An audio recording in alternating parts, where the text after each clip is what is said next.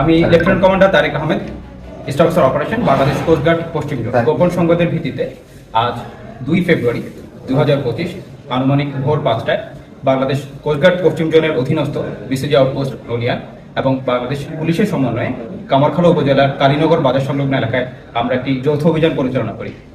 অভিযান পরিচালনাকালীন ইউনিয়ন পরিষদের একটি পুরাতন ভবন তল্লাশি করে প্লাস্টিকের বস্তায় লুকায়িত অবস্থায় আমরা 2টি 1 নরা দেশীয় পাইপগান, একটি চাইনিজ কুড়াল, 3টি দেশীয় অস্ত্র সহকারে সন্ত্রাসী মোহাম্মদ ইয়াসিন মোল্লা বয়স 40, সোহরাব সানা বয়স 60 এবং সিরাজুল সানা বয়স 30কে আটক করতে সক্ষম হই।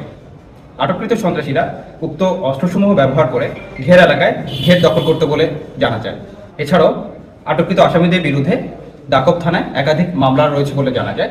তারা সকলেই খুলনা জেলার দাকব থানার বাসিন্দা। বর্তমানে আটককৃত আসামি এবং আলামত সহকারে তাদেরকে পরবর্তী আইনানুগ কার্যক্রমের জন্য থানায় হস্তান্তরের কার্যক্রম প্রক্রিয়া।